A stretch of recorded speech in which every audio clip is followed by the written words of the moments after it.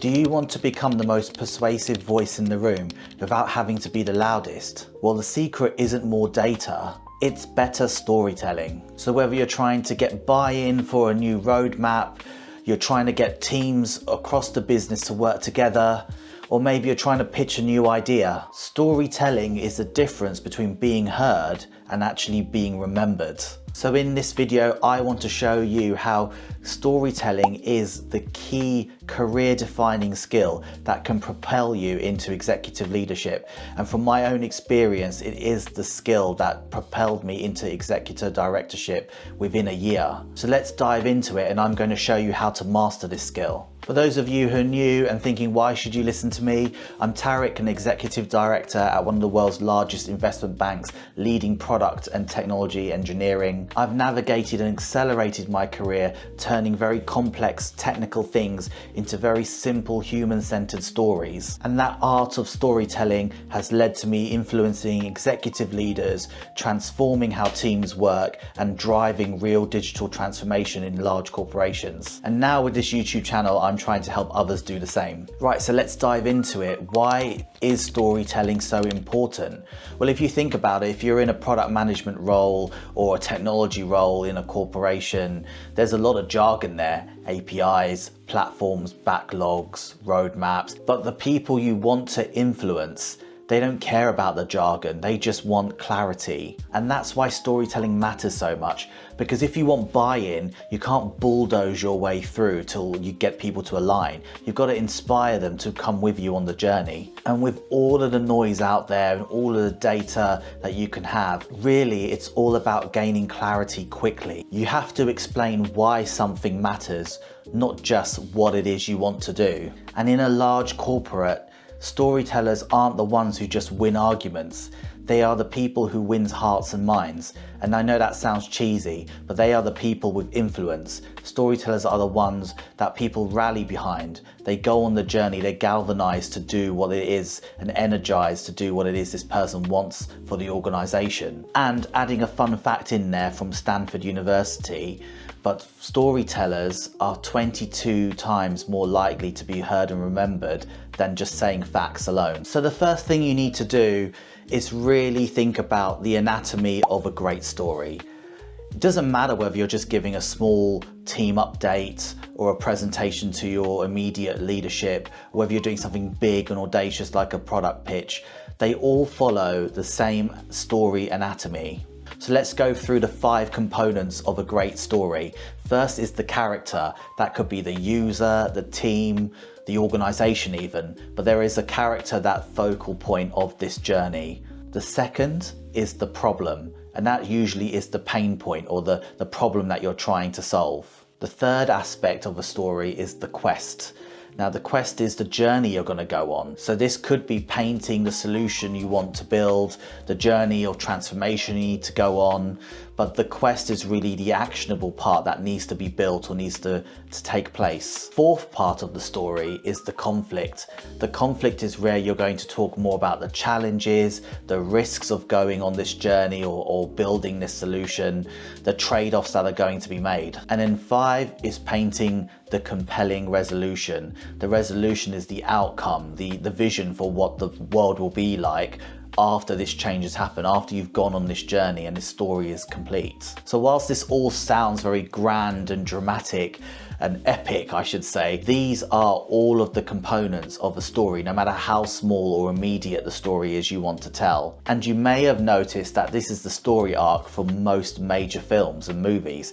And that's because it works. This is a compelling cycle or template that works for movies that we've been conditioned to watch all our lives. And this is exactly what our audience is looking for. And this way you're bringing your audience into the story. You're not just talking at them and telling them about it. So specifically, if you're a product manager or a technology leader, how do you start to build these into your own story presentations or communications that you want to do? Well, the first thing is you have to clearly talk about the why. The why is that first part of the journey in the story arc that we talked about. So instead of jumping to what we've done, start with the problem. Start with the problem, the challenge, who it affects, the character, the organization or the team. And this can be one line. It doesn't have to be an entire essay or a saga on the problem. It could just be something as simple as our users were frustrated, spending 12 minutes searching for a single transaction. Just that one statement is telling me the problem, the situation, who it's about. The next step is to use real people and real emotion to talk about a real team that's impacted here, or a real product experience that's been happening in the product that you own as a product manager. If you're a technology leader, it could be a friction point in a tech ecosystem, but talk about the real team it impacts. This starts to paint the picture that this is a real problem that's actively happening in the organization, or it's a real problem facing customers if it's a product that you're looking after. These are real examples of what's happening right now. Then start to paint the picture that you want to go on, the journey. So start to say what the outcomes are, what you were doing, what you have done, depending on where you are. If it's something you've already done, then paint the picture of what you did, but don't just talk about the outcome. Talk about what you went through to get to this journey, and whether it was doing focus groups with users, finding out really how to get to the bottom of this problem, getting suggestions from others, working with other teams to solve this problem. But don't just jump to the outcome. And one of the things I always do is keep it visual. I am very, very light on words when I'm storytelling. If it's a PowerPoint presentation, if it's a document, I like to keep it very visual, having lots of mind maps, charts, flows, rather than an entire block of words and tables with data, just showing the insight, the journey, the real impact, the human side of it. And then you finish strong with a statement that is fact now from your metrics, that now it takes under 60 seconds to find a transaction, coming back to our earlier example. So I want to tell you briefly how storytelling impacted my career personally, and very specifically in my current job. It's what got me promoted within a year, and it's all down to one single event that happened when the CEO of the large investment bank that I work in was coming to the UK and doing a tour of the office. And I was selected with a few other people to present some of the good work that we're doing. And in my case, it'd be the AI products that we were building at the organization. And what happened was inevitably a bit of a war between individuals trying to clasp as much time as possible with the CEO. And bear in mind, the CEO had a fixed time slot to come through and talk to all of us and do a floor walk of the desks, etc. And for me, it was all about having time to say what I needed to say. And I started off being allocated 5 minutes. Other teams are trying to take time off that 5 minutes to extend theirs to 10 minutes, 15, etc., wanting as much time as possible.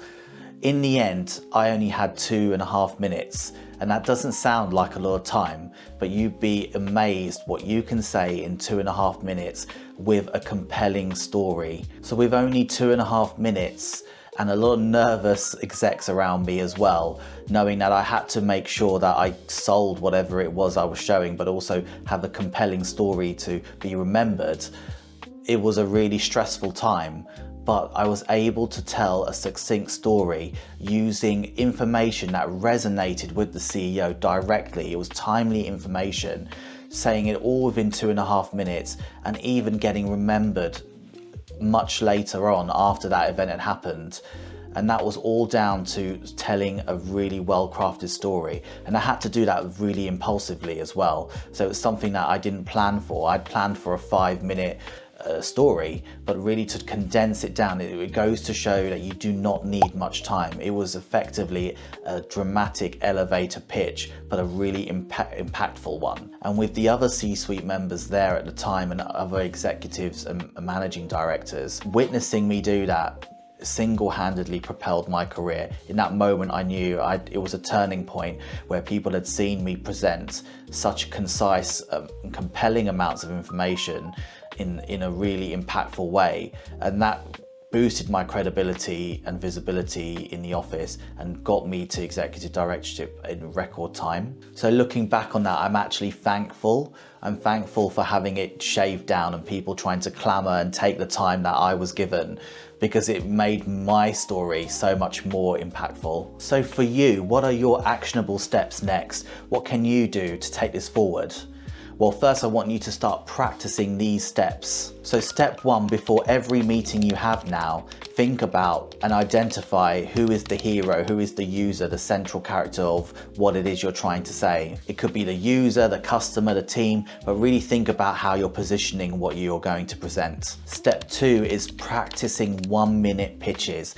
And it really needs to be 1 minute, because if you can say something so concise and impactful in a short amount of time, you are excelling. This is a super skill for you that will propel you into executive leadership really quickly. So practice pitches that only last 1 minute. So that is problem, struggle, solution, result. So you do the problem, struggle, solution, result all in 1 minute, and try and be as concise as you can.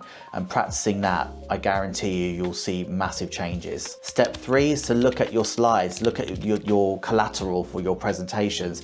Is it too wordy? If it is, I want you to go away and change this into visuals.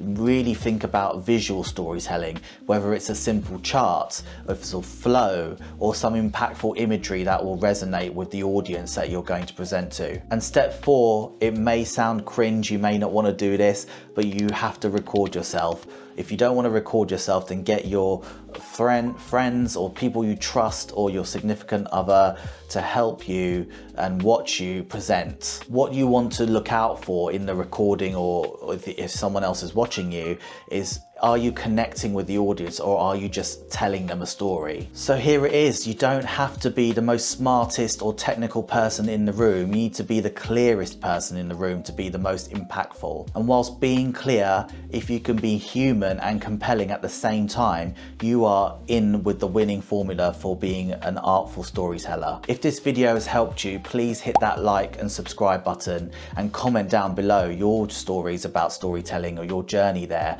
and really think about sharing this. I'd love to hear more about what you've been up to with storytelling or your challenges there. And follow me for more content like this, where I can help you to accelerate and grow your career with these skills that will separate you from the pack. See you in the next one.